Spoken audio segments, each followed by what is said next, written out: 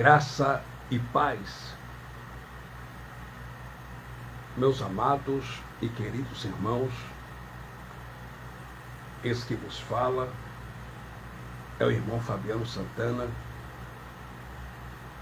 Estamos aqui juntos mais uma vez para mais uma live abençoadíssima para a minha edificação espiritual, para a tua edificação espiritual, para a nossa edificação espiritual.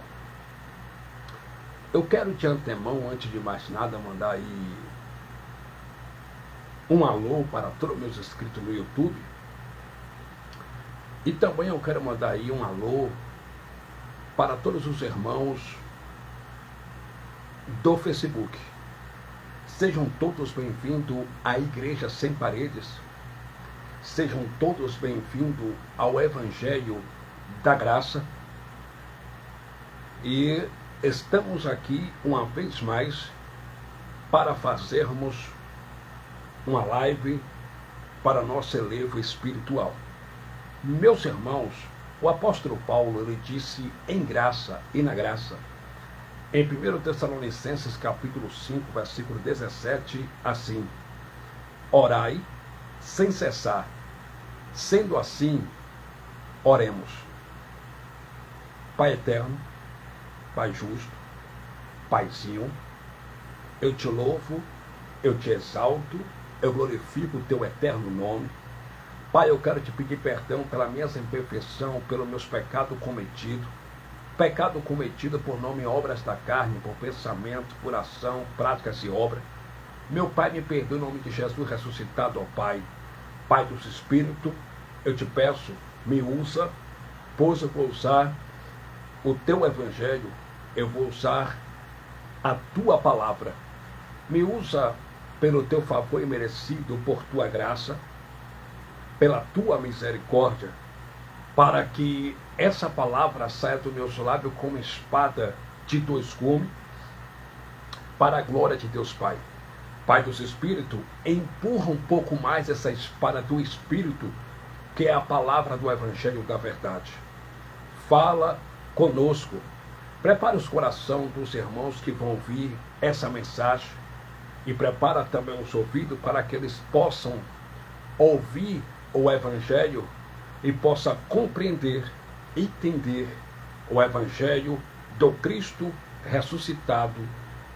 Amém. Meus irmãos, eu vou ler alguns versículos do livro histórico de Mateus, capítulo 24. Vamos ler, livro histórico de Mateus, capítulo 24, alguns versículos para a nossa meditação. Livro histórico de Mateus, capítulo 24, diz assim a epígrafe: o sermão profético, o princípio das dores. Diz assim Mateus capítulo 24. E quando Jesus ia saindo do templo, aproximaram-se dele os seus discípulos. Aproximaram-se dele os seus discípulos para lhe mostrarem a estrutura do templo. Jesus, porém, lhe disse: não vede tudo isto? Em verdade vos digo que não ficará aqui pedra sobre pedra que não seja derribada. Versículo 3. E estando assentado no Monte das Oliveiras, chegaram-se a ele os seus discípulos em particular, dizendo: dize-nos quando serão essas coisas, e que sinal haverá da tua vinda e do fim do mundo. E Jesus respondendo, disse-lhes: acautelai-vos que ninguém vos engane, porque muitos virão em meu nome, dizendo: eu sou Cristo, e enganarão a muitos. E ouvireis de guerra e de rumores de guerra. Olhai, não vos assusteis, porque é mista que isso tudo aconteça, mas ainda não é o fim. Porquanto se levantará nação contra nação e reino contra reino, e haverá fomes e peste e terremoto em vários lugares, mas todas estas coisas são o princípio das dores. 9. Então vos hão de entregar para a sede atormentados e matar-vos-ão, e sereis odiados de toda a gente por causa do meu nome. Nesse tempo, muitos serão escandalizados, e trair-se-ão uns aos outros, e uns aos outros se aborrecerão, e surgirão muitos falsos profetas, e enganarão a muitos, e por se multiplicar a iniquidade, o amor de muito se esfriará. 13. Mas aquele que perseverar até o fim será salvo. 14. E este evangelho do reino será pregado em todo o mundo, em testemunha a toda a gente, e então virá o fim. Versículo 15. O sermão continua: a grande tribulação. Quando, pois, vide que a abominação da desolação de que falou o profeta Daniel está no lugar santo, quem lê que entenda, então os que estiverem na Judéia que fuja para os montes. E quem estiver sobre o telhado não desça tirar alguma coisa de sua casa. E quem estiver no campo não volte atrás a buscar suas vestes. Mas ai das grávidas e das que amamentarem naqueles dias. E orai para que a vossa fuga não aconteça no inverno, nem no sábado. Porque haverá então grande aflição, como nunca houve desde o princípio do mundo até agora, nem tampouco haverá jamais. E se aquele dia não fosse abreviado, nenhuma carne se salvaria, mas por causa dos escolhidos serão abreviados aqueles dias. Versículo de número 23. Então, se alguém vos disser eis que o Cristo está aqui ou ali, não lhe descrédito. Porque surgirão falsos cristos e falsos profetas, e farão tão grandes sinais e prodígios, que se possível fora, enganaria até os escolhidos. Eis que eu vos tenho predito. Portanto, se vos disser eis que ele está no deserto, não saiais. Ou eis que ele está no interior da casa, não acrediteis. Porque assim como o relâmpago sai do oriente e se mostra até o ocidente, assim também será a vinda do Filho do Homem. Eu vou ler mais uma vez o versículo 27, que diz assim: porque assim como o relâmpago sai do oriente e se mostra até o ocidente, assim será também a vinda do Filho do Homem. Amém. Meus irmãos, estamos aqui diante do livro histórico de Mateus, do evangelista Mateus, e Mateus foi um dos discípulos de Jesus de Nazaré, e Mateus escreveu o seu livro entre os anos 52 a 53, provavelmente, no que se pode prover depois de Cristo. E o livro histórico de Mateus, capítulo 24, a Bíblia diz que Jesus saindo do templo. Que templo? O templo de Jerusalém. Aproximaram-se dele os seus discípulos para lhe mostrar a estrutura do templo. No versículo 2, Jesus de Nazaré olhou para os seus 12 discípulos, que também eram apóstolos, Pedro, Tiago, João, Bartolomeu, André, Filipe, etc. E disse assim: não vede tudo isto? Em verdade vos digo. Observe que Jesus de Nazaré sempre falava em verdade vos digo, porque ele nunca mentiu. Ele sempre falava a verdade, ele sempre falava em verdade. Em verdade vos digo, que não ficará aqui pedra sobre pedra que não seja derribada.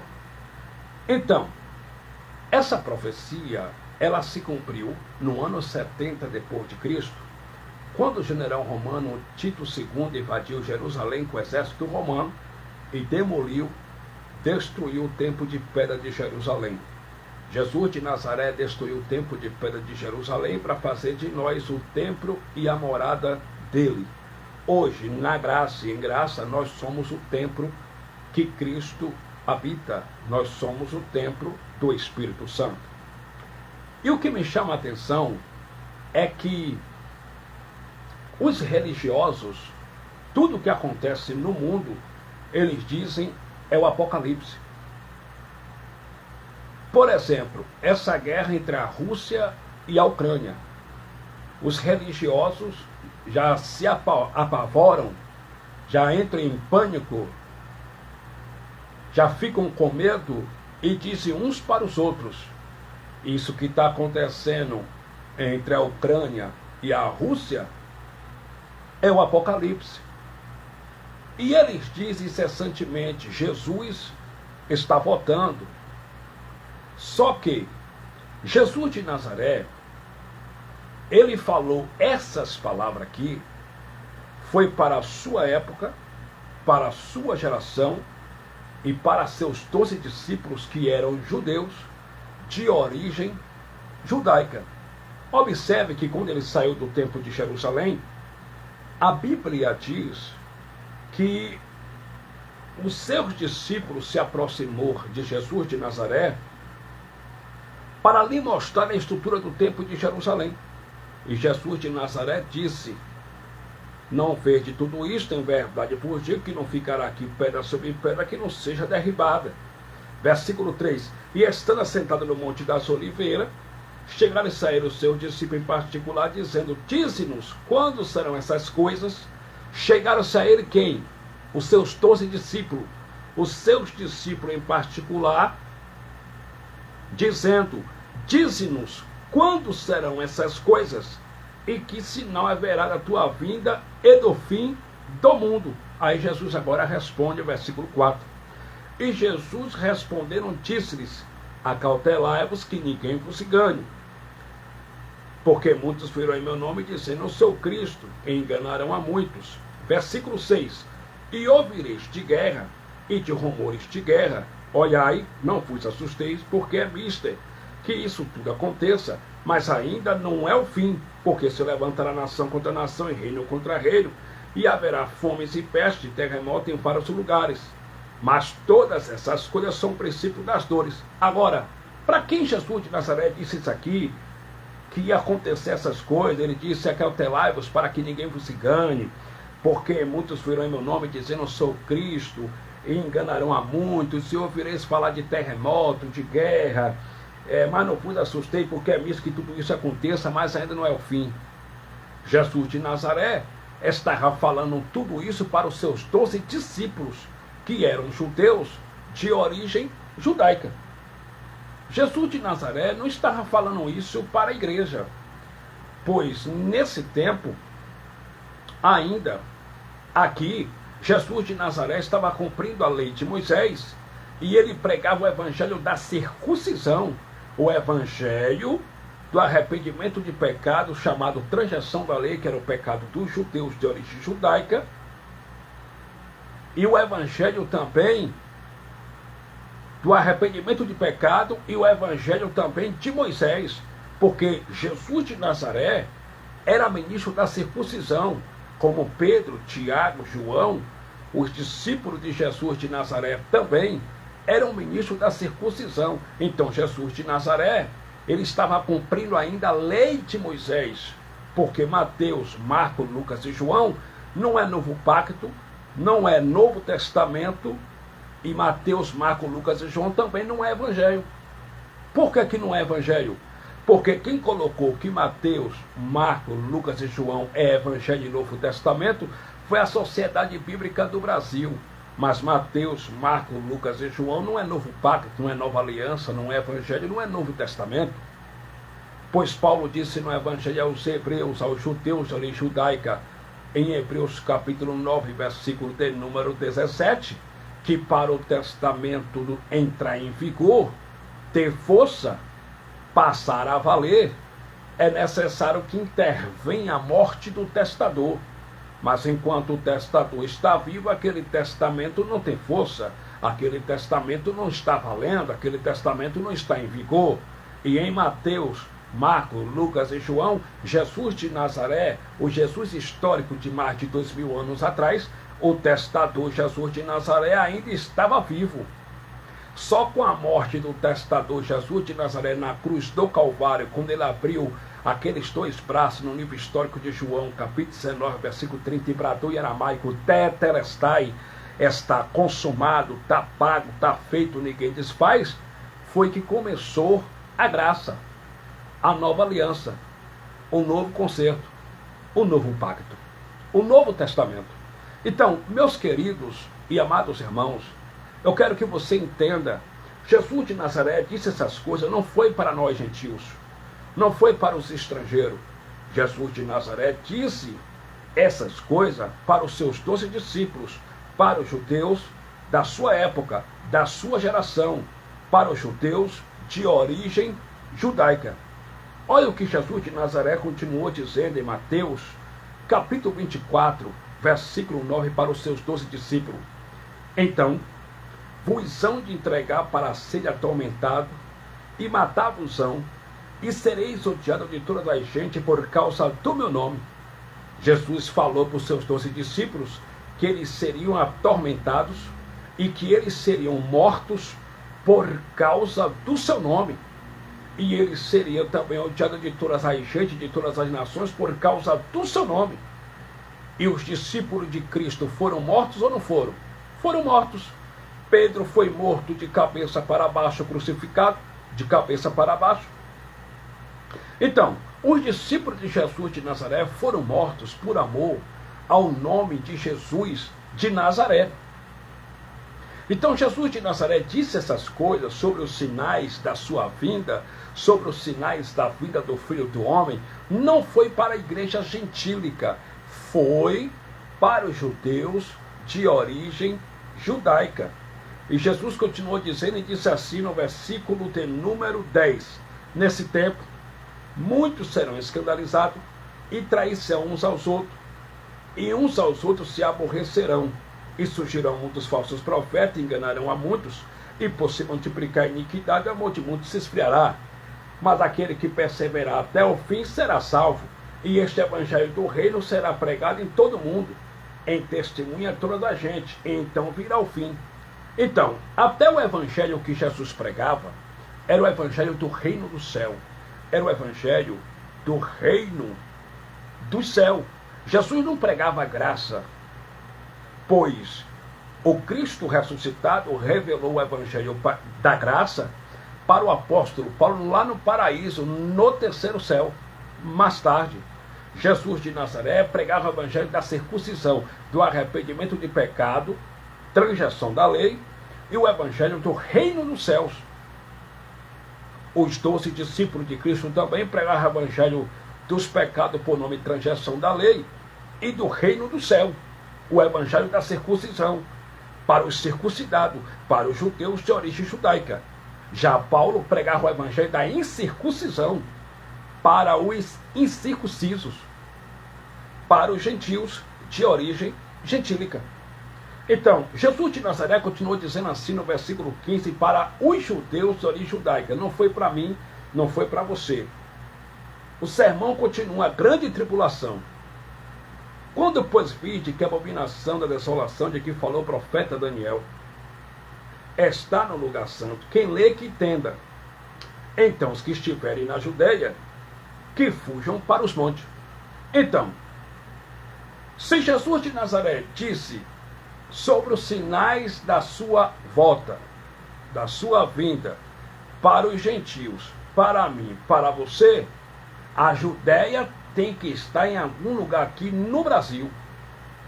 A pergunta que não quer calar é: aonde está a Judeia aqui no Brasil? Não existe. Então Jesus falou para os judeus da sua geração, da sua época. Ele disse: então os que estiverem na Judeia que fujam para os montes. Onde é que tem a Judeia aqui no Brasil? A Judeia ficava lá em Israel. A Judeia, Jesus estava se referindo a Jerusalém, porque a Judeia, ela fica lá em Israel, lá em Jerusalém, e não no Brasil.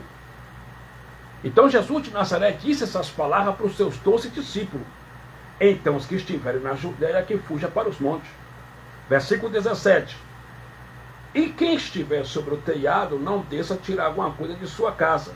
E quem estiver no campo não volte atrás a buscar as suas vestes, mas é das grávidas e das que amamentarem naqueles dias. Versículo 20. Olha o que Jesus de Nazaré disse para os seus 12 discípulos.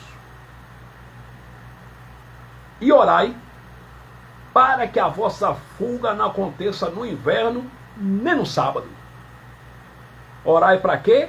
Para que a vossa fuga não aconteça nem no inverno e nem no sábado.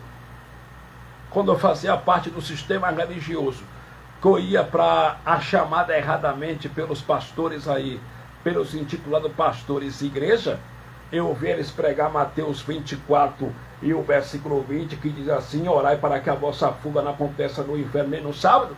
E eles aplicavam para o povo nos dias de hoje e dizia: está vendo, irmãos? Jesus está voltando. Ele disse para a gente orar para que ele não volte nem no sábado e nem no inverno. Porque se Jesus voltar no sábado, os crentes, dia de sábado, gostam de ir passear. Os maridos gostam de ir para o shopping dia de sábado com suas esposas. Então, se Jesus voltar, você pode estar no shopping desapercebido e você não pode ouvir o som, o toque da trombeta. Você pode ficar. Então, vamos orar, meus irmãos, para que a volta de Cristo não aconteça nem no sábado, nem no inverno. E por que, pastor, nem no inverno? Aí muitos pastores aí, né, os intitulados pastores do sistema religioso dizia: temos que orar também para que Jesus não volte no inverno, por causa dos crentes açúcar, que não gostam de vir para a igreja. Os crentes açúcar, que quando chove, já arruma desculpa para não vir para a casa de Deus, para a casa de papai. Então nós temos que orar para que Jesus não volte nem no sábado, porque no sábado os crentes gostam de passear, né? Os maridos com suas esposas, as esposas com seus maridos, vice-versa. E também nós temos que orar para que Jesus não volte no inverno, porque por causa dos crentes açúcar, que quando chove é crente açúcar, ficam em casa, mas não vem para o culto, não vem para a casa de papai. E eles aplicam isso para nós, mas isso aqui Jesus não disse para mim. Jesus não disse para nós, ele disse para os judeus, ele disse para os seus 12 discípulos: e orai para que a vossa fuga não aconteça no inverno, nem no sábado. Nem no inverno, por quê? Porque se tivesse chovendo e fosse inverno, seria mais difícil para os seus 2 discípulos fugirem. E nem no sábado, por quê? Porque, como seus discípulos eram judeus de origem judaica, os judeus de origem judaica, eles guardavam o Shabat, eles guardavam o sábado. Dia de sábado, nem a casa eles varriam. E nesse time, Jesus de Nazaré olhou para os seus 2 discípulos e falou assim: e orai também para que para que a vossa fuga também não aconteça nem no inverno nem no sábado. Nem no inverno, porque vai ser difícil para vocês fugirem. E nem no sábado, porque dia de sábado vocês não podem fugir. Por quê? Porque vocês são judeus, vocês têm que cumprir a lei de Moisés. Vocês têm que guardar o sábado. Por isso que Jesus de Nazaré disse isso. Só que os intitulados pastores, muitos deles até sabem que Jesus já voltou, já fez tudo, mas para prender pessoas dentro das suas gaiolas, dentro dos seus templos religiosos, e para segurar o povo dentro das suas gaiolas, dos seus templos religiosos, eles dizem para o povo: vamos orar para que a vossa fuga, para que o Filho do Homem, Jesus de Nazaré, não volte nem no sábado e nem no inverno. Entendeu? Então, como é que a gente aprende isso? Lendo a Bíblia com os olhos espirituais, com os olhos iluminados do nosso entendimento, com os olhos espirituais. Se você ler a Bíblia com o óculos da religião, você não vai entender nada. Você vai ler e não vai entender nada, porque os intitulados pastores, eles lêem, só que eles não respeitam a cultura, eles não respeitam a época, eles não respeitam o tempo, e eles futurizam tudo e jogam para frente para prender pessoas dentro das suas gaiolas. Eles não mostram essas verdades para o povo, e aí eles ficam dizendo: Jesus está voltando, Jesus, cuidado, senão você vai para o suposto inferno, né? Eles falam do inferno aí, só que inferno é sepultura.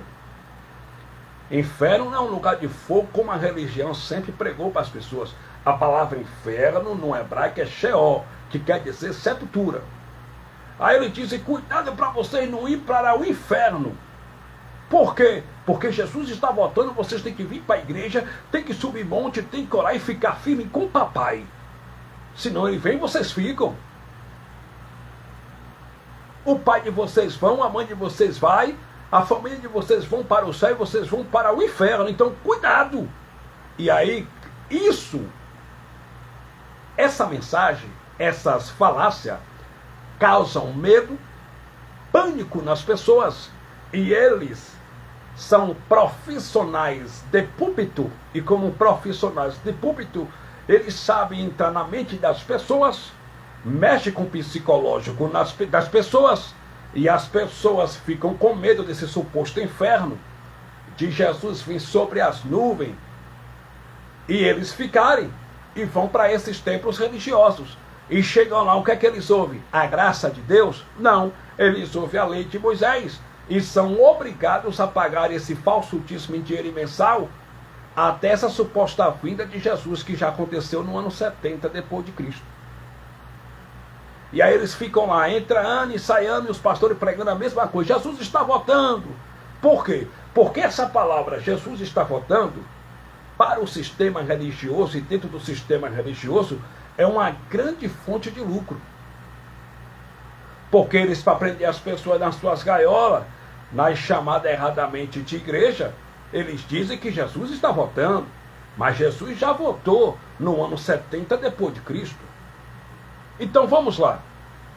Mateus capítulo 24, versículo de número 21, está escrito assim. Jesus continuou dizendo para seus discípulos: porque haverá então grande aflição, como nunca houve desde o princípio do mundo até agora, nem tão pouco haverá jamais. Essa aflição que houve foi no ano 70 depois de Cristo, quando Jesus de Nazaré, na sua manifestação como Filho do Homem, porque Jesus de Nazaré foi uma manifestação de Deus como Filho do Homem, para trazer juízo sobre os judeus, sobre Israel, ele veio com juízo sobre aquele povo, sobre os judeus, sobre Israel, no ano 70 depois de Cristo, aonde os discípulos de Cristo passaram por grande tribulação, e essa grande tribulação, a qual nunca houve na história, aonde também os discípulos de Cristo morreram por amor a Jesus de Nazaré. Então, meus amados e queridos irmãos, Jesus não vem. Jesus não está voltando. Ele já voltou. Os discípulos de Jesus de Nazaré, eles esperavam o Filho do Homem. E o Filho do Homem, ele veio com juízo sobre as nuvens. A expressão sobre as nuvens quer dizer com juízo, no ano 70, na parousia, e julgou Israel, e depois voltou para o Pai. Então, você que acha que Jesus está voltando, eu quero dizer para você que ele já voltou. E hoje, ele mora em nosso espírito. Ele vive em nós.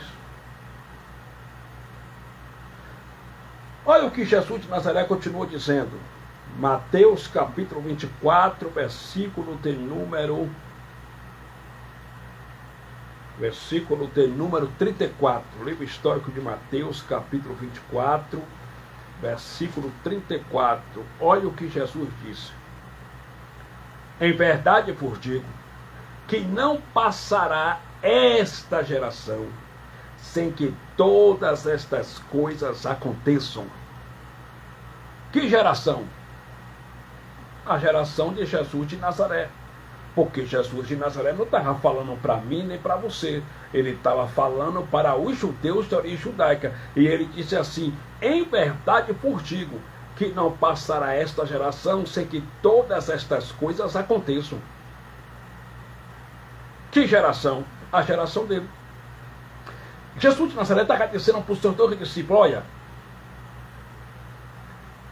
antes que passe essa geração, tudo isso que eu estou aqui falando aqui, vai acontecer, vai se cumprir nessa geração. Não vai passar essa geração sem que tudo isso aconteça. Ou seja, sem que tudo isso aconteça. A sua geração. Ele falou sobre guerras e rumores de guerra. Aconteceu? Aconteceu na sua geração. E acontece guerra hoje? Sim. Por quê? Mas é o Apocalipse? Não. É a volta do Filho do Homem? Também não. Por quê? Porque desde que o mundo é mundo, sempre teve guerra. Sempre teve terremoto. Sempre houve guerra, sempre houve terremotos. No século XIV teve mais de 52 guerras. E foi o Apocalipse? Não. No século XV teve mais de 45 guerras. No século XVII teve mais de 112 guerras. E foi o Apocalipse? Foi a vinda do Filho do Homem? Também não. Desde que o mundo é mundo, sempre vai haver guerra. Sempre vai haver terremotos. Mas não é sinal da vinda do Filho do Homem. Porque ele não disse isso para mim. Ele não disse isso para a igreja do Cristo ressuscitado, a igreja gentílica. Ele disse isso para os judeus, para a sua geração. Então, meus amados e queridos irmãos, os irmãos aí do sistema religioso, aonde eu chego, eu trabalho com vendas, e aonde eu chego, muitas pessoas me perguntam: você é crente? Você é evangélico? Paz do Senhor. E eu respondo: eu sou cristão. Aí eles me dizem: mas você congrega em que igreja? É a primeira coisa que eles me perguntam: você congrega em que igreja? Aí eu falo: na igreja de Cristo. Na igreja de Cristo? Qual é o nome do teu pastor lá? Eles perguntam logo isso também para mim: qual é o nome do teu pastor? Eu falo: Cristo. Mas o irmão, qual é o bairro que o irmão congrega? Qual é o nome da denominação que o irmão congrega? Da igreja que o irmão congrega? Eu respondo: a igreja de Cristo não tem placa e não tem nome. Eu sou a igreja, você é a igreja, nós somos a igreja. Mas quem é teu pastor? Eu falo: Cristo. Aí os religiosos vêm e falam para mim: mas você tem que ter um pastor aqui na terra, porque é ele que vai responder diante de Deus por você.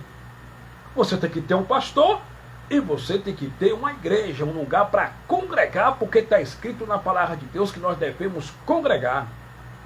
E eu respondo: mas eu sou a igreja, porque a palavra igreja no grego recebe o nome de eclésia, do verbo akaleo, que vem de eclesiologia, que significa chamado de dentro para fora. A igreja de Cristo não é um templo de pedra.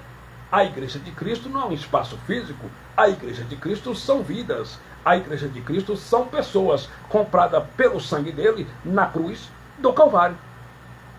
Então eles me dizem: mas você está errado, porque você não congrega. Aí eles vão no que Paulo disse aos Hebreus. Em Hebreus capítulo 10, versículo 25, Paulo disse: não deixando a nossa congregação como é costume de alguns, antes admoestando-nos uns aos outros, porquanto aquele dia se aproxima. Mas aquele dia que se aproximava, que Paulo estava se referindo, era o dia do juízo de Jesus de Nazaré sobre o povo de Israel, sobre os judeus. Era o juízo que aconteceu em 70 DC depois de Cristo, que Cristo veio sobre as nuvens com juízo sobre os judeus, sobre Israel. Então eu digo para eles: abençoados, quando Paulo disse não deixando a nossa congregação como é costume de alguns, Paulo não estava se referindo a deixar de congregar em um templo religioso de pedra, não. Quando Paulo disse não deixando a nossa congregação como é costume de alguns, Paulo estava escrevendo para os judeus de origem judaica que estavam na graça e que conheceram o evangelho da graça, e alguns deles estavam pensando em voltar atrás, em retroceder para a religião judaica, para o judaísmo, para praticar circuncisão, para dar dízimo, para guardar sábado e para cumprir e praticar as ordenanças da lei de Moisés, a qual Cristo aboliu na cruz do Calvário.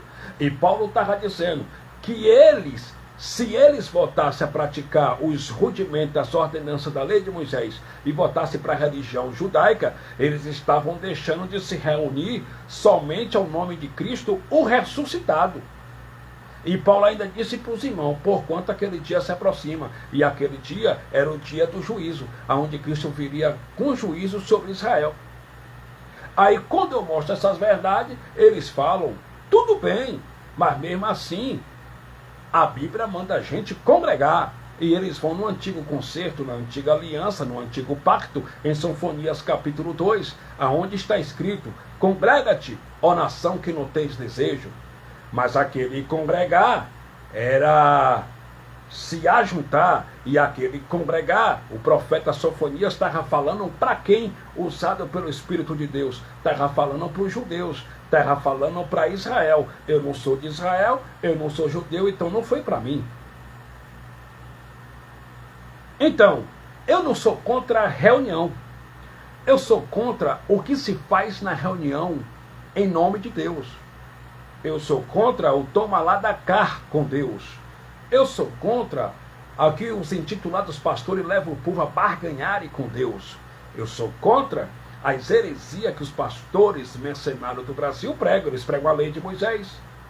Aquilo que Cristo aboliu, eles pregam dentro dos seus templos religiosos, e eles pregando isso, colocam os filhos de Deus debaixo de maldição, afastam as criaturas do Criador com essas praticidades da lei de Moisés, e também eles levam os filhos de Deus também, inocentemente, aí contra o sacrifício de Cristo na cruz do Calvário. Porque aquilo que Cristo aboliu, eles pregam dentro dos seus templos religiosos. Então, meus amados e queridos irmãos, leia a Bíblia. Mas não deixe seu intitulado pastor interpretar para você, não. Peça o Espírito Santo para te ensinar. Peça o Espírito Santo para te dar entendimento na tua mente e para te ensinar. Porque o Espírito Santo, ele vai te ensinar.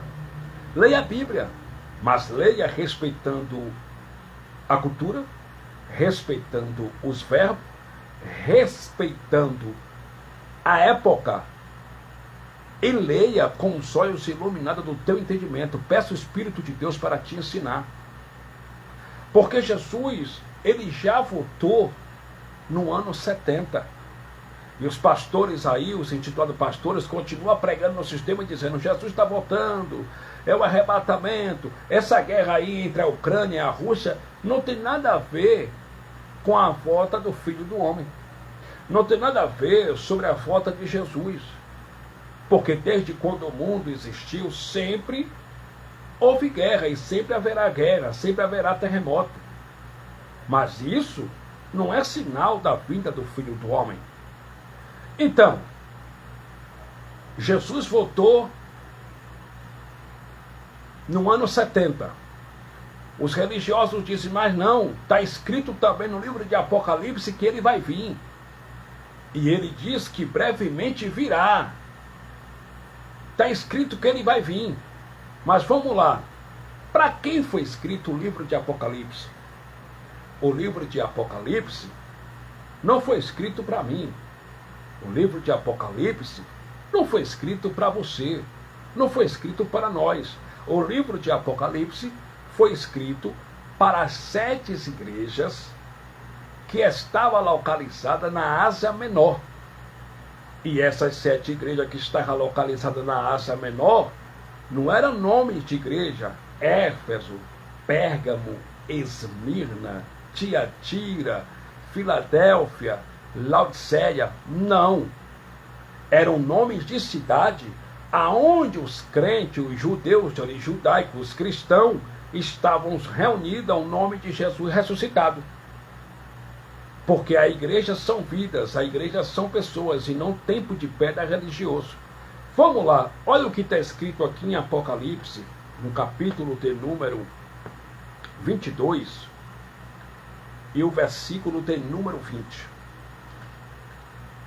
Apocalipse, capítulo 22, e o versículo de número 20.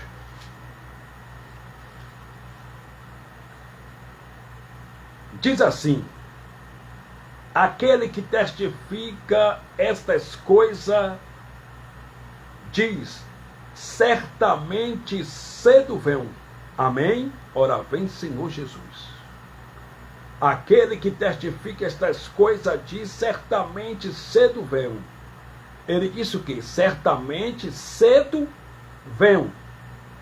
Ele disse: certamente cedo venho. Esse cedo venho é mais de 2000 anos depois? Esse cedo venho é cedo? É breve? É brevemente? Ou é mais de 2000 anos depois? Esse cedo venho é breve, é brevemente, e não mais de 2000 anos depois. Olha o que está escrito aqui em Apocalipse, capítulo de número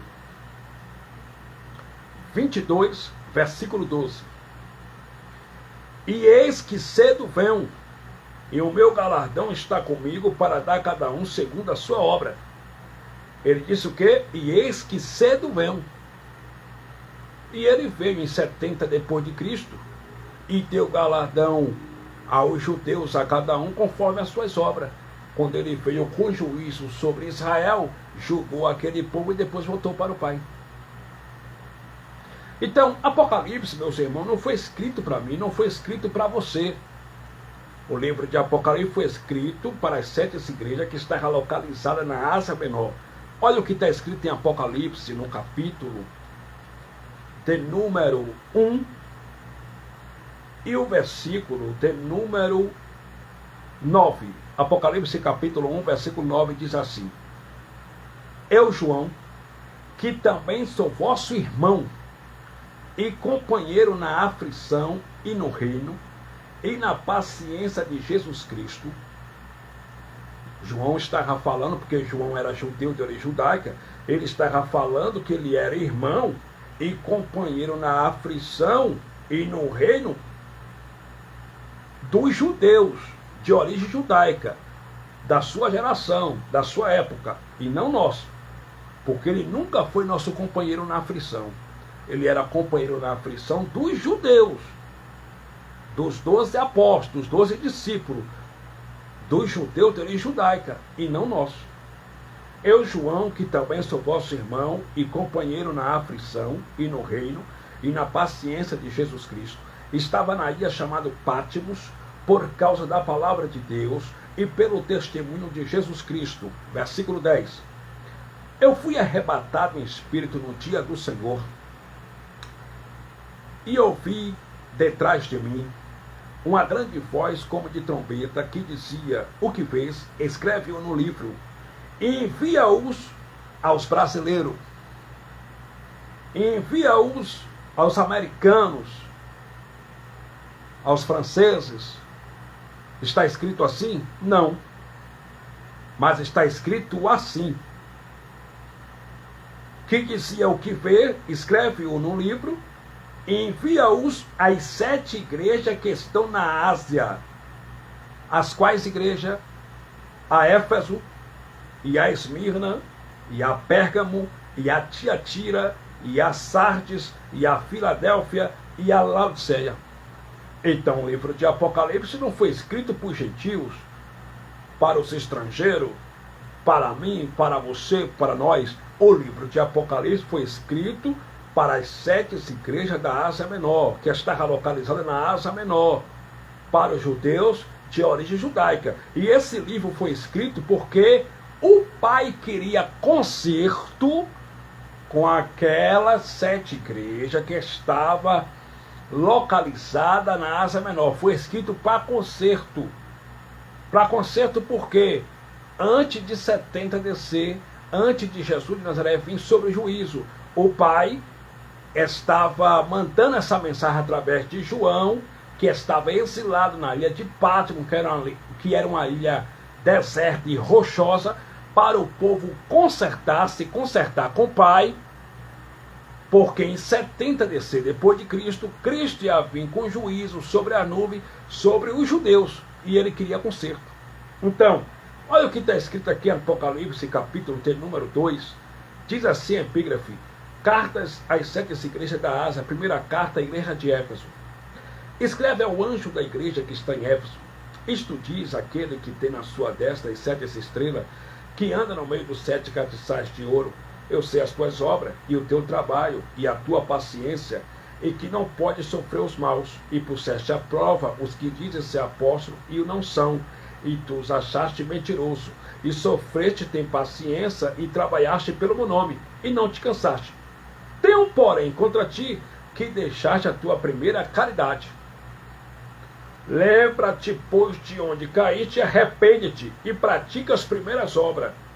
Quando não, brevemente a ti virei, e tirarei do seu lugar o teu castiçal, se não te arrependeres. Então, não era depois de 2000 anos, era brevemente a ti virei.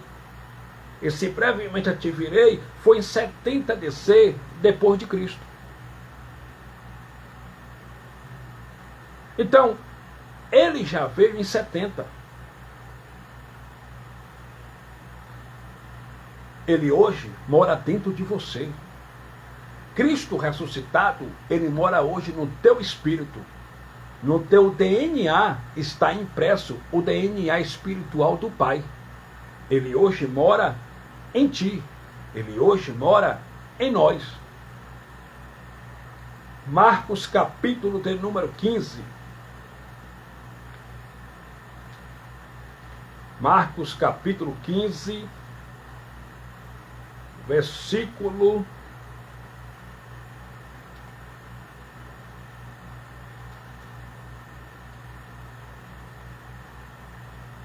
de número 32. Marcos 15, 32. Olha o que está escrito. O Cristo, Rei de Israel, desça agora da cruz, para que o vejamos e acreditemos também. Os que com ele foram crucificados o injuriavam. E chegada a hora sexta, houve trevas sobre toda a terra até a hora nona. E a hora nona, Jesus exclamou com grande voz, dizendo: Eloi, Eloi, lema sabactani. Isso traduzido é: Deus meu, por que me desamparaste? Por que me desamparaste? Agora, Marcos capítulo de número 15.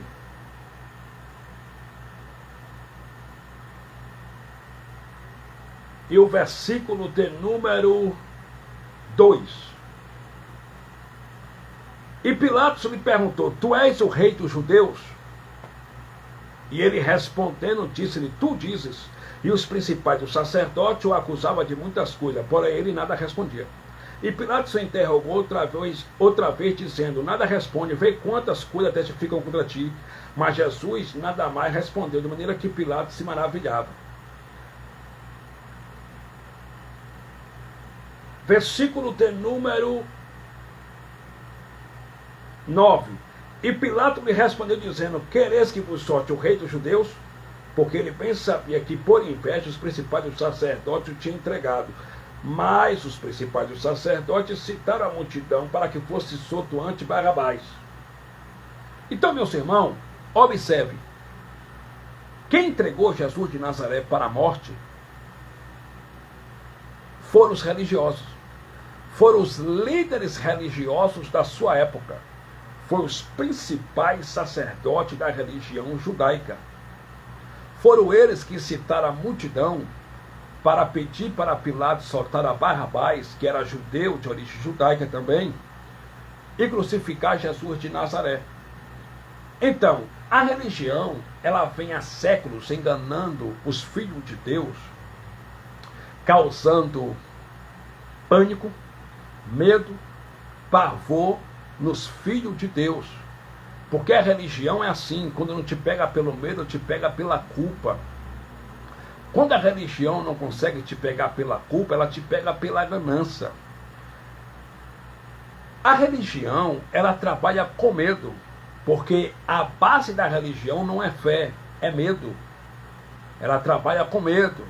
Você vai para o inferno, o devorador vai na tua casa, né? Esse suposto devorador que nunca foi demônio, e sim um inseto que come frutos da terra.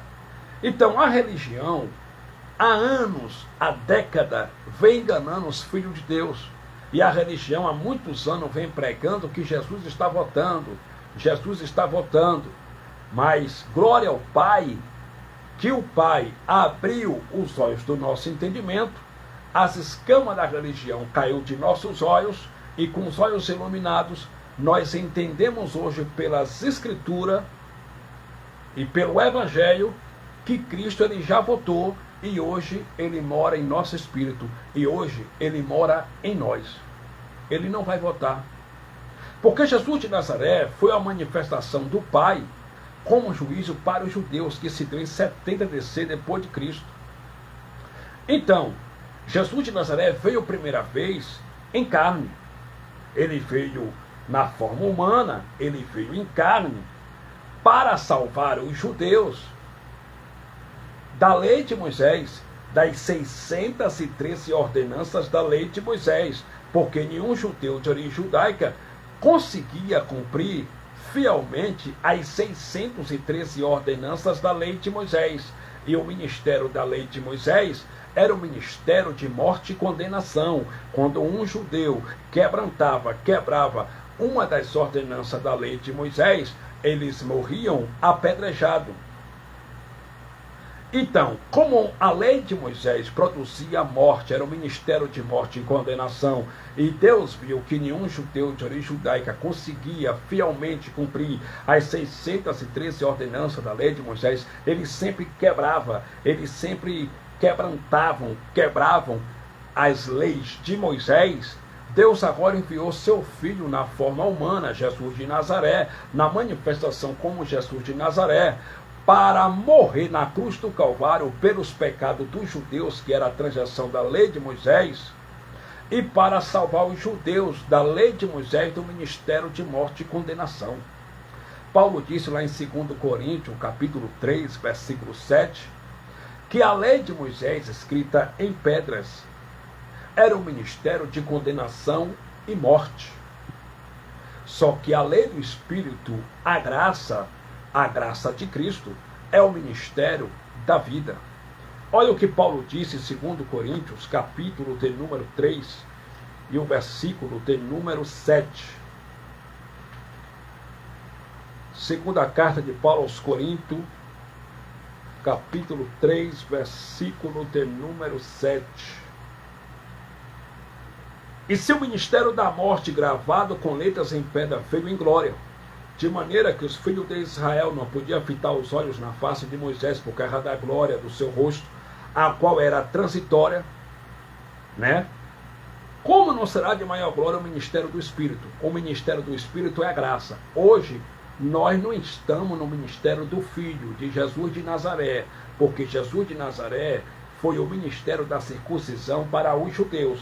Hoje, nós estamos no ministério do Cristo ressuscitado. Nós estamos no ministério do Espírito, a graça do Cristo ressuscitado. Como não será de maior glória o ministério do Espírito? Versículo 9 é o que Paulo disse. Porque se o ministério da condenação... Qual era o ministério da condenação? O ministério da lei. A lei de Moisés. Foi glorioso, muito mais excederá em glória o ministério da justiça. Então, a lei de Moisés era um ministério de condenação e morte. A lei de Cristo, a graça, é o ministério do Espírito que traz vida e que produz vida nas pessoas. Quem prega a lei de Moisés e vive praticando as ordenanças da lei de Moisés são ministros da morte.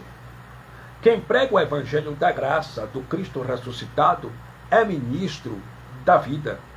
E todos nós, em graça, somos ministros de uma nova aliança, de um novo pacto, da graça do Cristo ressuscitado. Foi o que Paulo disse aos Coríntios, né, em 2 Coríntios, capítulo 3, Paulo pregando para os irmãos que se reuniam na progressiva cidade de Corinto, cuja capital era a Grécia, entre os anos 55 a 58, provavelmente no que se pode prover depois de Cristo, a data da escrita. Paulo diz, 2 Coríntios, capítulo 3, versículo 6, assim, o qual nos fez também capazes de ser ministro do Novo Testamento, do Novo Pacto, não da letra. Que letra? Não da lei de Moisés, mas do Espírito, porque a letra mata. Essa letra aqui que mata, os religiosos dizem que se a pessoa lê muito a Bíblia, a pessoa enlouquece, fica doida, para a pessoa não ler muito a Bíblia. Mas essa letra que mata aqui era a lei de Moisés, que era o ministério de morte e condenação, porque a letra mata, que era a lei de Moisés, e o Espírito, que é a graça, vivifica. Então, meus amados e queridos irmãos, Jesus de Nazaré morreu na cruz do Calvário pelos pecados dos judeus de origem judaica. Jesus de Nazaré não morreu na cruz do Calvário pelos meus pecados e nem pelos teus pecados. Ele morreu na cruz do Calvário pelos pecados, transgressão da lei de Moisés, dos judeus de origem judaica. E qual era o pecado dos judeus de origem judaica? A transgressão da lei de Moisés. Foi o que Paulo disse pregando aos romanos. Em Romanos capítulo 7, versículo 7, Paulo disse: porque eu não sabia o que era concupiscência se a lei de Moisés não dissesse não cobiçará. Porque antes da lei de Moisés o pecado estava escondido, estava oculto, estava morto. Mas depois que veio a lei, despertou em mim o pecado. Porque antes da lei de Moisés, Paulo não sabia o que era concupiscência, o que era o pecado, transgressão da lei. Porque não havia lei. Mas depois da lei de Moisés, a lei de Moisés despertou nele o pecado. Então o pecado dos judeus de origem judaica era a transgressão da lei. E esse pecado, transgressão da lei, Cristo destruiu, ele a aniquilou com a sua morte na cruz do Calvário. Portanto, o pecado, transgressão da lei, não existe mais. E os intitulados pastores, dentro dos seus tempos religiosos, até o pecado original, transgressão da lei, que era dos judeus de origem judaica, eles trouxeram e jogaram nas costas da igreja gentílica. Eles trouxeram e jogaram nas costas dos brasileiros. E eles te apontam como um pecador miserável, pecador desgraçado, que você vai para esse suposto inferno de fogo. Mas quem era pecador eram os judeus de origem judaica, porque eles não conseguiam cumprir as ordenanças da lei de Moisés, as 613 ordenanças. Por isso eles eram pecadores, porque eles quebravam, eles quebrantavam a lei de Moisés. E esse pecado, transgressão da lei, Cristo aboliu na cruz do Calvário. Aboliu ou não aboliu? O Evangelho diz que ele aboliu. Hebreus capítulo de número 9, versículo de número 26, olha o que Paulo disse no Evangelho. Esse capítulo aqui, esse versículo que eu vou ler, os líderes religiosos nunca vão pregar para o povo dentro dos seus tempos religiosos. Os intitulados pastores nunca vão pregar para o povo. Eles não têm interesse que o povo descubra a verdade. Porque se o povo descobrir a verdade, esvazia o cofre da religião, né? Esvazia os seus cofres. Então eles nunca vão pregar essas verdades que eu estou pregando. Olha o que está escrito em Hebreus 9, versículo de número 26. Olha o que Paulo disse para os judeus de origem judaica. De outra maneira, necessário lhe fora padecer muitas vezes desde a fundação do mundo. Mas agora, na consumação do século, uma vez se manifestou. Ele se manifestou quantas vezes? Uma vez. Uma vez se manifestou para aniquilar o pecado pelo sacrifício de si mesmo. Ele aniquilou o pecado ou não aniquilou? O Evangelho diz que ele aniquilou. Então não existe mais o pecado. O pecado foi destruído com a morte de Cristo na cruz. Ele aniquilou. Ele destruiu o pecado com seu sacrifício na cruz do Calvário. Aí você vai para um templo religioso desse aí, o pastor te apresenta, os intitulados pastores te apresenta como um pecador. Você é um pecador desgraçado, você vai para o suposto inferno. Por que eles te apresentam como um pecador? Claro, porque eles te apresentando como um pecador é uma grande fonte de lucro para eles continuar arrancando o teu dinheiro em nome de Deus, usando o nome santo de Deus. Porque se você se vê E se você se enxerga como um pecador, você fica dependente daquele líder religioso. Não, se eu sou pecador, eu tenho que fazer uma campanha para Deus perdoar meus pecados. Se eu sou pecador, eu tenho que estar sempre nesses cultos de libertação. Se eu sou pecador, eu tenho que dar dízimo para Deus me perdoar meu pecado. Eu tenho que estar dando oferta, eu tenho que fazer sacrifício. Claro, porque quanto mais sacrifício, enche mais os cofres dos intitulados pastores. Mas o Evangelho diz que Cristo aniquilou o pecado, transgressão da lei, com a sua morte na cruz do Calvário. Então, os gentios que somos nós, nunca estivemos debaixo de lei. Quem estava debaixo da lei eram os judeus de origem judaica. Os gentios já nasceram salvos debaixo da graça do Cristo ressuscitado. E o pecado durou enquanto está em vigor a lei de Moisés. Enquanto a lei de Moisés está em vigor, o pecado também está em vigor. Como a lei de Moisés foi abolida, o pecado também foi abolido junto com a lei de Moisés. Foi o que Paulo disse em Romanos capítulo 5 e o versículo de número 12. Olha o que Paulo disse, Romanos capítulo 5, versículo 12. Pelo que como por um homem entrou o pecado no mundo, e pelo pecado a morte, assim também a morte passou a todos os homens, por isso que todos pecaram. Versículo 13 é o que Paulo disse. Porque até a lei estava o pecado no mundo, mas o pecado não é imputado, não havendo lei. Então, até a lei de Moisés, o pecado ainda estava no mundo, transgressão da lei. Como a lei foi abolida, o pecado então não é imputado, não havendo lei. Então, como não existe mais a lei de Moisés, como a lei de Moisés Cristo aboliu com seu sacrifício na cruz, também não existe mais o pecado. E os líderes religiosos, aí os intitulados pastores, dizem para o povo: vocês são pecador. E tem crente que ainda acredita nessas falácias porque tem preguiça de ler a Bíblia. Não tem conhecimento bíblico. Tem preguiça de ler Bíblia e ainda acredita nessas falácias. Porque o profeta Isaías, profetizando, usado pelo Espírito de Deus, ele disse lá em Isaías capítulo 53, versículo 4, claro que ele estava profetizando para os judeus de origem judaica. Olha o que Isaías profetizou pelo Espírito de Deus. Ele verdadeiramente levou sobre si todas as nossas dores e todos os nossos pecados. Ele levou aonde? Na cruz. Levou os pecados de quem? Dos judeus de origem judaica. O pecado, transgressão da lei. Então, meu irmão, você não é pecador. Porque o pecado não existe mais. O que existe hoje na vida dos gentios são as obras da carne. Foi o que Paulo detectou e, usado pelo Espírito Santo, disse, depois que ele voltou do terceiro céu, pregando para os gauleses, para os galateiros, irmão Júlio de Souza, né?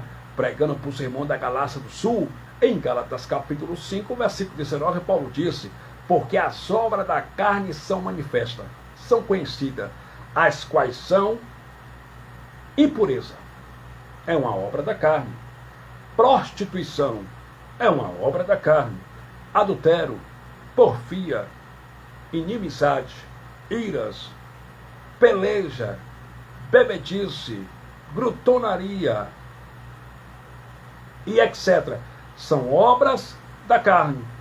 Não é Satanás, não é demônio, não é Zé Pilantra, nem Zé Pilintra, como a religião aí inventaram, né? A religião inventou que se o cara toma muito, né? O cara bebe muito, é porque o cara tem Zé Pilintra, o cara tem Zé Pilantra. Paulo, quando voltou do terceiro céu, usado pelo Espírito Santo, ele disse que isso não é Zé Pilintra nem demônio. Ele disse que isso é apenas uma obra da carne. Então não é demônio, é obra da carne. Prostituição. Os líderes religiosos desse país, os intitulados pastores, eles dizem que prostituição é Maria Padilha, é Pombagira, é a sete menina, é a sete saia. Mas quando Paulo voltou do terceiro céu, usado pelo Espírito Santo, ele disse que prostituição é uma obra da carne. Então não é demônio. E por que que os pastores mercenários do Brasil, eles dizem que isso é demônio? Claro, porque essa palavra diabo, Satanás, no sistema religioso, é também uma grande fonte de renda, que traz muito dinheiro para o sistema. Então eles colocam a culpa nesse suposto Satanás, que só existe na mente dos religiosos, esse diabo de cauda, de rabo, de chifre, de olho vermelho, inventado por Roma, pela religião católica, para meter medo nas pessoas, aprisionar as pessoas. Eles colocam a culpa nesse suposto Satanás, porque isso traz muito dinheiro para o sistema religioso. Ele disse que o homem que trai a mulher, que pratica o adultério, é porque está com a pombagira. Mas o Evangelho diz que isso é uma obra da carne. E aí agora? Olha o que Jesus de Nazaré disse em Marcos capítulo 7, versículo de número 21. Jesus de Nazaré, pregando, certa feita, ele disse que é do coração dos homens que procede os maus desígnios. Ele não disse que é do Exu, que é da pombagira, que é desse suposto Satanás, que procede os maus desígnios. Ele disse que é do coração dos homens. Aí ele mostra, ele disse quais são os maus desígnios. Ele disse assim: a prostituição está dentro do coração do homem, é carne do homem. Adultério, os furtos, os homicídios, tudo isso são obras da carne. Não tem nada a ver com esse suposto Satanás inventado pela religião. Paulo disse aos Romanos, capítulo 7, versículo 15, Paulo pregando para os irmãos que se reuniam em uma casa na progressiva cidade de Roma, Paulo disse assim: miserável homem que sou, o bem que eu quero fazer, esse eu não faço. Já o mal que eu não quero fazer, quando eu vejo, eu já fiz. Porque no meu homem interior, no meu espírito, eu tenho prazer na lei de Deus. Mas na minha carne habita o pecado, na minha carne não habita bem nenhum. Imagine um homem que foi arrebatado até o terceiro céu. Recebeu do Cristo ressuscitado a revelação do Evangelho da Graça. Foi feito por Cristo, embaixador de Cristo, pregador dos gentios, doutor dos gentios e apóstolo dos gentios. Ele disse que na carne dele ainda habitava o pecado. E ele disse também que na carne dele não habitava bem nenhum.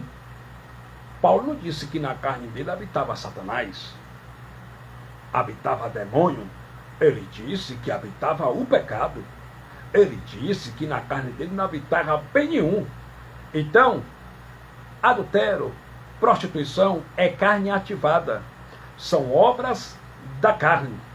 Paulo disse em Colossenses capítulo 3, versículo de número 5, olha o que o apóstolo dos gentios, ele disse para a igreja que se reunia na progressiva cidade de Colossos, ao nome de Cristo ressuscitado, em Colossenses capítulo de número 3, e o versículo de número 5. Os religiosos, irmão, ficam indignados com essas mensagens. Quando a gente prega o Evangelho da Graça, o verdadeiro Evangelho, que mostra no Evangelho essas verdades, eles não aceitam. Porque para uma mente religiosa tudo é demônio, tudo é Satanás. Se o marido traiu a mulher, é pombagira, é Zé Pilintra, é sete saia. Tem que participar de um culto de libertação para ser liberto do espírito da pombagira. Mas Cristo já libertou as vidas com a sua morte na cruz do Calvário. Nós já fomos libertos por Cristo. Nós somos libertos. Colossenses capítulo 3 e o versículo de número 5. Carta do apóstolo Paulo aos Colossos. Diz assim o Evangelho. Colossenses 3, versículo 5. Olha o que Paulo disse. Mortificai, pois, os vossos membros que estão sobre a terra. Olha, os vossos membros que estão sobre a terra. Aí Paulo vai mostrar o que é, né? Aí Paulo diz assim: a prostituição, a impureza, o apetite desordenado, a vil concupiscência e a avareza, que é a idolatria. Versículo 6. pelas quais coisas vem a ira de Deus sobre os filhos da desobediência. Quer dizer, os filhos da desobediência que praticam essas obras da carne, vem a ira de Deus. E os filhos do Pai, os eleitos, eles ficam impunes? Não. Sobre os eleitos que praticam essas obras da carne, vem disciplina. Eles não ficam impunes. O Pai disciplina. Porque nesse novo pacto na graça, você é responsável pelos seus atos, por tudo quanto você faz. Foi o que Paulo pregando para os irmãos que se reuniam na Galácia do Sul. Em Gálatas capítulo 6, versículo 7, Paulo disse: não erreis, Deus não deixa se escarnecer. Aquilo que o homem semear, isso também se fará. Aquele que semear na carne, da carne colherá destruição. E aquele que semear no Espírito se fará a vida eterna. Então, nesse novo pacto, na graça, você é responsável pelos seus atos. Aquilo que você plantar, você vai colher. Se você plantar o bem, você vai colher o bem. Se você plantar o mal, você vai colher o mal. Se você semear na tua carne, da tua carne você vai colher destruição, né? Vai viver um cristão salvo, mas porém disciplinado, porque Paulo disse no Evangelho que é para fazer morrer essas obras da carne que estão em nossos membros. A concupiscência, o apetite desordenado, o adultério, a prostituição, a avareza com a idolatria. Ele manda fazer morrer, pelas quais coisas que vem a ira de Deus sobre os filhos da desobediência. Sobre os filhos da desobediência vem ira do Pai. Sobre os filhos de Deus, os eleitos, os escolhidos, vem disciplina. Ele corrige, ele disciplina e ele açoita. Então, meus amados e queridos irmãos, os líderes religiosos desse país vêm enganando pessoas há muitos anos, pregando que Jesus está voltando, e que as pessoas irão para o inferno, e que as pessoas que não darem esse falso dízimo em dinheiro mensal também vão perder a salvação, irão para o inferno. Entende? Só que o dízimo na Bíblia nunca foi dinheiro. O dízimo nas Escrituras sempre foi alimento para sustento dos órfãos, das viúvas, dos viajantes, dos forasteiros e dos levitas da tribo de Levi, que não tinham parte nem herança entre o povo de Israel. Quem inventou o dízimo como dinheiro foi o rei de Franco, foi o rei da França, Carlos Magno, em 575 a 585, provavelmente no que se pode prover, né? Lá no Concílio de Macon, ele oficializou o dízimo em dinheiro mensal na Idade Medieval, quando a religião católica, os papas da religião católica estavam vendendo indulgência. Eles estavam comercializando o perdão dos pecados. Algo que Cristo nos deu de graça, o perdão de nossos pecados, por nome obra da carne, não pecado transgressão da lei, mas obra da carne. Eles estavam vendendo, eles estavam comercializando. E eles diziam: traga dinheiro para o templo, que vocês vão ter um terreno no céu, que vocês vão para o céu. E eles estavam vendendo, como o sistema religioso hoje, os intitulados pastores, eles vendem tudo, né? E tudo eles falam assim: você faça um propósito com Deus que Ele vai te dar 100 vezes mais. E eles vendem tudo, até a salvação eles vendem. Porque eles dizem que se a pessoa não der esse falso dízimo em dinheiro mensal, a pessoa vai para o suposto inferno. A pessoa vai para o suposto inferno, né? E a pessoa perde a salvação. Então eles vendem o céu, como que eles fossem donos do céu.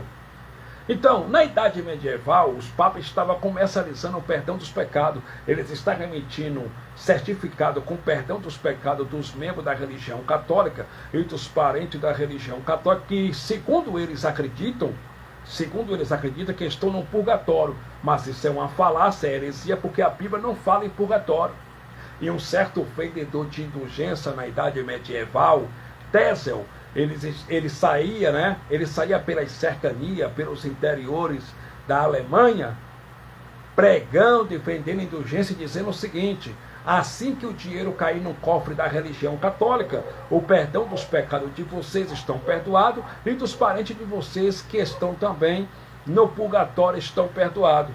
Aí o rei de Franco, Carlos Magno, que era um católico fervoroso na época, viu que na religião católica era tudo através do din-din, da bufufa, do dinheiro. Ele assinou um decreto para que o Papa da religião católica cobrasse o dízimo também em dinheiro mensal. E aí os pastores, os intitulados pastores da religião evangélica, copiaram isso da sua religião mãe, a religião católica, e trouxeram também para dentro dos templos evangélicos, para seus templos religiosos, esse falso dízimo em dinheiro mensal, para enriquecer eles e para enriquecer os seus parentes, as suas famílias. Porque só quem enriquece em cima desse falso dízimo em dinheiro mensal são os pastores mercenários. Os membros morrem de fome, os membros moram de aluguel, os membros, muitos moram até na rua. Eles, a cada dia, ficam mais ricos. Os membros passam necessidade.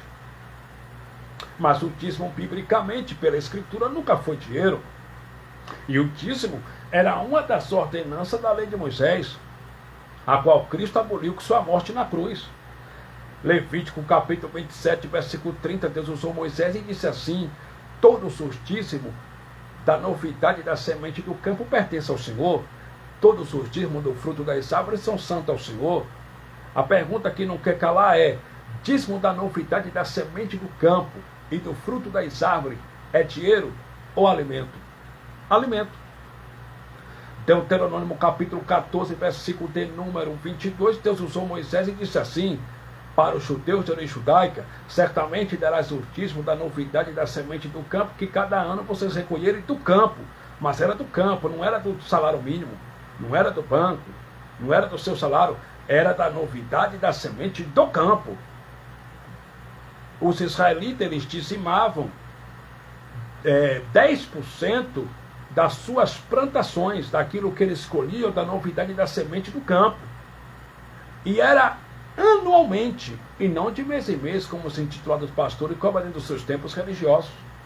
Certamente darás o dízimo da novidade da semente do campo, que cada ano, uma vez por ano, anualmente, vocês recolhem do campo. Aí, em Deuteronômio capítulo 14, versículo 23, olha a ordem de Deus. Deus usou Moisés e disse assim para os judeus: e no lugar que escolheu o Senhor para ali pôr seu nome, esse lugar era o templo de Jerusalém, que não existe mais, pois Cristo destruiu, e quem profetizou foi o próprio Jesus de Nazaré, a destruição do templo de Jerusalém, em Mateus capítulo 24, seus 12 discípulos. E o templo de Jerusalém foi destruído em 70 DC depois de Cristo, quando o general romano Tito II, com o exército romano, invadiu Jerusalém e destruiu, demoliu o templo de Jerusalém. E no lugar que escolheu o Senhor para lhe pôr seu nome, tu comerás os dízimos da novidade da semente do teu campo. E que novidade era essas? Era tanto dos seus gado, como das sementes.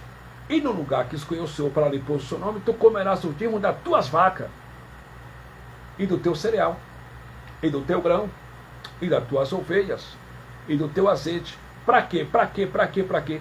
Para que tu aprendas a temer o nome do Senhor teu Deus. Além dos dizimistas judeus de origem judaica darem o dízimo de alimento, eles tinham que comer os seus próprios dízimos de alimento dentro da caixa do tesouro, dentro do templo de Jerusalém, para que eles aprendessem a temer o nome de Deus. Versículo 24.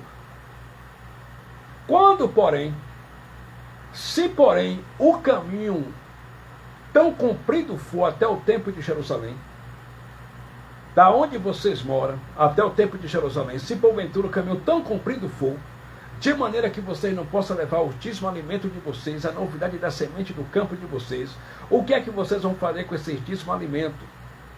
Deuteronômio capítulo 14, versículo 25. Então vende-os e pega o dinheiro na tua mão, e com aquele dinheiro pega teus filhos, tua família, e vai para o templo de Jerusalém. E quando chegar no templo de Jerusalém, para dar aquele dinheiro como 10% para o pastor Fernando. É para dar aquele dinheiro para o padre. É para dar aquele dinheiro para o papa. Está escrito assim? Não. Mas está escrito assim. E quando chegar no templo de Jerusalém com o dinheiro na mão, Deuteronômio capítulo 14, versículo 26, tu dará aquele dinheiro por tudo quanto a tua alma desejar. tu darás aquele dinheiro por vacas, e por ovelhas, e por vinho, e por bebida forte, e por cereal, e por tudo quanto a tua alma te pedir. E depois de comprar tudo isso aí é para fazer o quê? Deuteronômio capítulo 14, versículo 27. Então come-o ali perante o Senhor teu Deus, e alegra-te tu e a tua família. Essa era a doutrina do dízimo. Porém, essa era a doutrina do dízimo, só que, além dos dizimistas dizimarem o dízimo alimento, eles tinham que comer. Mas também, eles tinham que dividir aqueles dízimos com órfão, viúva, viajante e forasteiro, e os levitas da tribo de Levi, que não tinham parte nem herança entre o povo de Israel. Porém, não desamparará o levita que está dentro das tuas portas. Deuteronômio capítulo 14, versículo 27 ainda. E nem o órfão, e nem a viúva, e nem o viajante, e nem um forasteiro.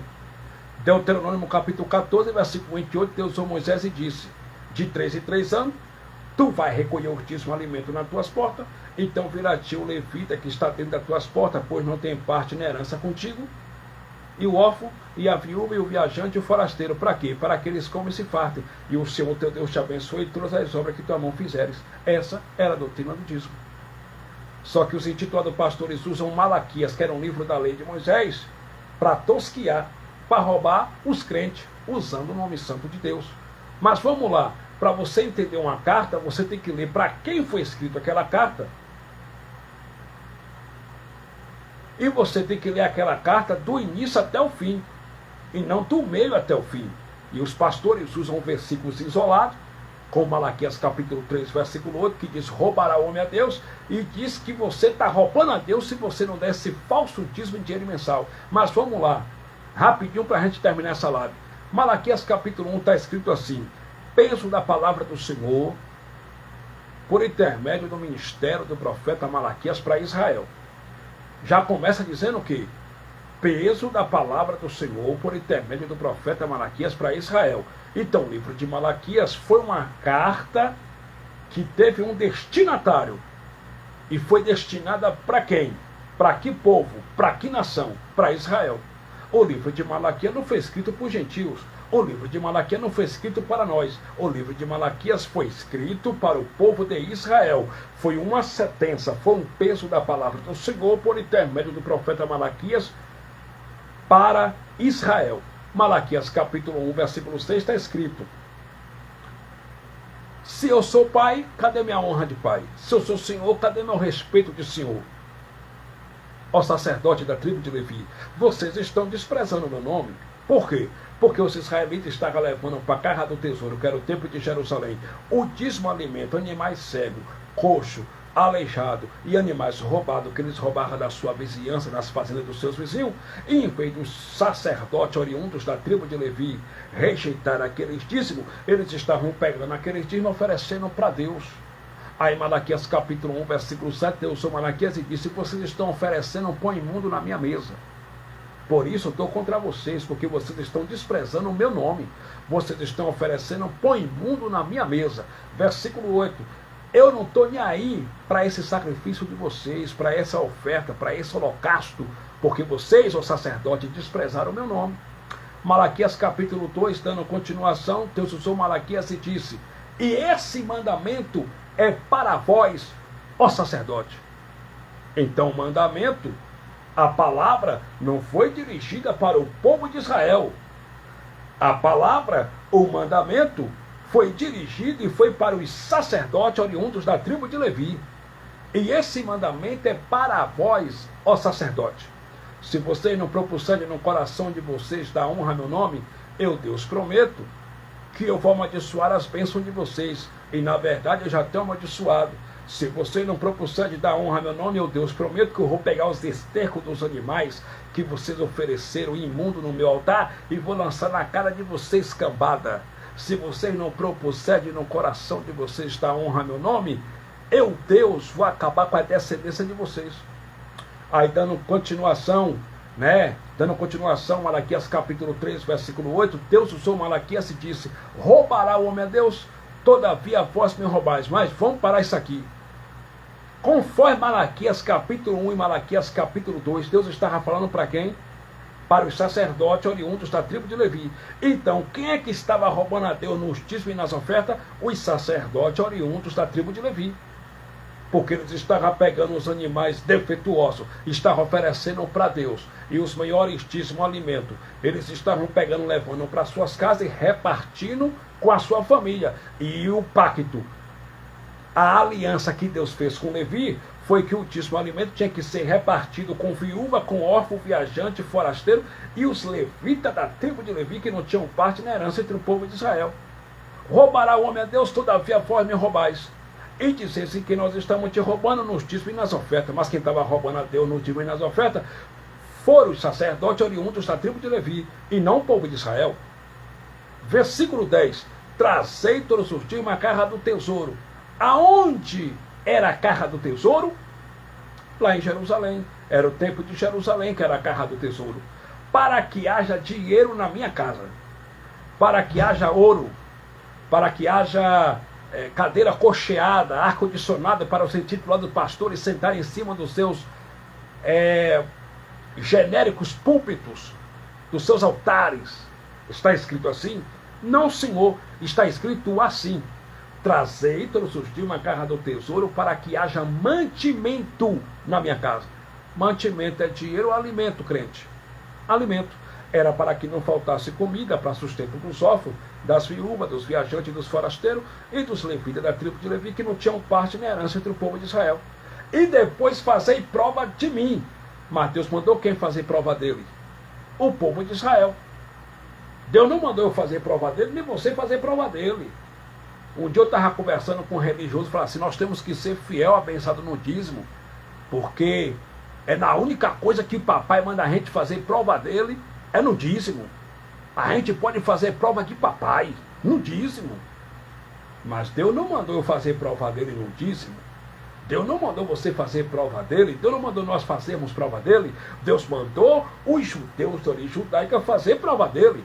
E depois fazer prova de mim, diz o Senhor dos Exércitos, se eu não vos abrir a janela do céu e não derramar sobre vós uma bênção tal que dela vos advém a maior abastança. Aquela bênção não é jatinho, não é carro importado, não é apartamento, não é dinheiro na conta, não é fazenda, não é sítio. Aquela bênção era a chuva seródia e a chuva temporã para molhar as plantações, o plantio do povo de Israel, para que tudo quanto eles plantassem nascesse e desse, para eles continuar levando para a carra do tesouro, que era o templo de Jerusalém, para o sustento de órfão, viúva, etc. Espera aí, os pastores dizem que quem dá esse falso dízimo em dinheiro mensal come o melhor da terra. É ou não é? É. Os pastores dizem que quem dá o dízimo em dinheiro mensal não fica doente. Se o marido está na mão da amante, vai voltar para casa. Se o casamento está acabado, vai ser restaurado. Os intitulados pastores dizem que quem dá esse falso dízimo em dinheiro mensal prospera, tem casa própria, tudo vai correr bem. E porque eu conheço diversos e milhares de dizimistas que dão dízimo e vivem uma vida de miséria. Aonde estão as bênçãos que os pastores dizem que era para o povo judeu, né? E depois fazer prova de mim, diz o Senhor dos Exércitos, não vos abrir a janela do céu, não derramar sobre vós uma bênção tal que dela vos advém a maior abastança. Aonde está essa bênção tal? Essa bênção tão grande que não tenha lugar para recolher, que não tenha lugar para guardar. Aonde está essa bênção tão grande que os pastores aí, os intitulados pastores, prometem para o povo, em cima desse falso dízimo em dinheiro mensal? Se eu não vos abrir a janela do céu e derramar sobre vós uma bênção tal que dela vos advém a maior abastança. Onde está essa bênção tal que eu não vejo na vida dos crentes? Eu vejo os crentes se endividados, passando lutas, sofrendo, casamentos destruídos, filho nas drogas, filha na prostituição. Aonde está essas bênçãos tal que os intitulados pastores mandam e dizem que vai vir dinheiro para a conta dos crentes? Isso é uma conversa, isso é falácia, isso é heresia. Porque Deus estava dizendo ali para a nação de Israel. E depois fazer prova de mim, ó Israel, se eu, Deus, não vos abrir a janela do céu e não derramar sobre vós uma bênção tal que dela vos advém a maior abastança. Deus estava dizendo que ia mandar chuva seródia e chuva temporã para que molhasse a plantação plantio do povo de Israel, para que tudo quanto eles plantassem nascesse e desse, para eles continuarem levando altíssimo alimento para a casa do tesouro, que era o templo de Jerusalém. E depois fazer prova de mim, diz o Senhor dos Exércitos. Versículo 11. E por amor de vós, ó Israel, Deus estava dizendo para o povo de Israel, e não para mim nem para você, eu, Deus, prometo que eu vou repreender o devorador, o migrador, o cortador e o gafanhoto. E os intitulados pastores dizem que o devorador é o demônio, e que se você não dá dízimo, eles ameaçam em nome de Deus. Se você não trouxer o dízimo para a casa de Deus, sua geladeira vai queimar, sua televisão vai quebrar, sua cama vai quebrar, você vai vai ficar endividado, você vai ficar doente. Tem até alguns aí que são tão heréticos que dizem: quem não dá na igreja gasta na farmácia, quem não dá o dízimo vai gastar na farmácia. Mas isso é uma heresia, porque devorador nunca foi demônio. Devorador é um simples inseto que come frutos da terra. Joel capítulo 1, versículo 4, a Bíblia diz que houve uma praga de gafanhotos sobre a nação de Judá, de Israel. E a Bíblia diz em Joel capítulo 1, versículo 4, que o que ficou do devorador, o gafanhoto comeu. O que ficou do migrador, o devorador comeu. Então, devorador é um simples inseto que come fruto da terra. Nunca foi demônio. Espera aí, se os pastores dizem que quem dá o dízimo prospera, não era para essa crentalhada, os crentes comerem o melhor da terra, usar roupa de marca, usar as melhores roupas, andar nos melhores carros de luxo? Não era para os crentes ter uma vida financeira boa, prosperarem? E por que, meu irmão, que os dizimistas dão pau doido debaixo de sol e chuva e nunca prosperam? Eles trabalham, dão esse 10% de dinheiro mensal, mas nunca prosperam. Sabe por quê? Porque quem prometeu para você que você vai prosperar dando esse falso dízimo de dinheiro mensal não foi o Cristo ressuscitado, não foi o cabeça da igreja, foi o teu intitulado pastor. Foi ele que te prometeu, não foi Cristo ressuscitado. Entende? Porque Deus não faz barganha com ninguém. Deus não faz barganha com homem, Deus é espírito, e Deus não comercializa o evangelho, é tudo de graça e por graça. Quem te prometeu foi teu intitulado pastor, que é tão guloso, que é mercenário. A minha briga não é pessoal, a minha briga é doutrinal, é num campo doutrinal. A minha briga é combater as heresias do sistema religioso. Eu não tenho nada contra o pastor Pedro, o João, o André, mas o que eu tenho contra é contra o comércio com o nome do Criador, com o nome do Pai. A minha briga é contra as falsas doutrinas. É isso que eu combato, as heresias do sistema religioso. Meus irmãos, na verdade, só quem enriquece em cima desse conto, desse falso dízimo de dinheiro mensal, que nunca foi dinheiro, sempre foi alimento, são os pastores e mercenários do Brasil. Eles sim compram aviões, compram apartamento, compram jatinho, sustenta a curtição dos seus filhos, sustenta a curtição de filha, sustenta amantes, enche suas mulheres de ouro, de diamantes, de joias, tem empresas fantasma por fora, tem empresas por fora, tem carro de aluguel, tem apartamento alugado. Esses caras, o dinheiro que você dá nesses tempos religiosos, esse falso dízimo de dinheiro mensal que você dá, na verdade nunca foi para Deus, porque Deus é espírito e Deus não negocia com homem. Qual é o número da conta de Deus? Hein? Qual é o número da senha da conta de Deus? Alguém sabe me dizer aí qual é o número da conta de Deus? E qual é o número da senha da conta de Deus? Para mim depositar lá o meu 10%, como esses cães gulosos cobram aí, dentro dos seus templos religiosos. Deus não tem conta, gente. Deus não precisa de dinheiro. Deus é espírito. Esse falso dízimo em dinheiro mensal que você dá dentro do templo religioso que você frequenta está na conta do teu pastor canguloso. Esse falso dízimo em dinheiro mensal que os irmãos vêm dando há anos dentro dos templos religiosos estão nas contas dos pastores mercenários. Estão nas contas deles. Quando um membro que frequenta seu templo religioso pede uma cesta básica para eles, eles falam: irmão, você tem que estar com pouca fé, tem que orar mais, vá pedir para Deus. Agora, que ironia! Quando os membros precisam dos seus intitulados pastores, que vão até eles pedir uma cesta básica, um dinheiro para comprar um remédio, eles mandam os seus membros pedirem para Deus. Mas quando esses intitulados pastores e mercenários do Brasil, eles querem dinheiro, eles pedem para o povo. Que ironia! Por que também que eles não vão pedir para Deus? Porque eles sabem que Deus não vai dar dinheiro para eles. Eles sabem que Deus é espírito e que Deus não comercializa com a matéria. O reino do céu não é nem comida e nem bebida, disse Paulo pregando aos romanos. O reino do céu é alegria, gozo e paz no Espírito Santo. Então o reino de Deus é alegria, paz e gozo no Espírito Santo. Então, meus irmãos, Deus não comercializa com homens. Esse falso dízimo em dinheiro mensal, você só está enriquecendo o teu pastor canguloso. Ele a cada dia assim vai encher sua conta de dinheiro, como eles já estão ricos aí, né? Cheio de dinheiro, cheio de apartamento. Mas esse sistema vai cair. Jesus disse que não ficará pedra sobre pedra que não seja derrubada.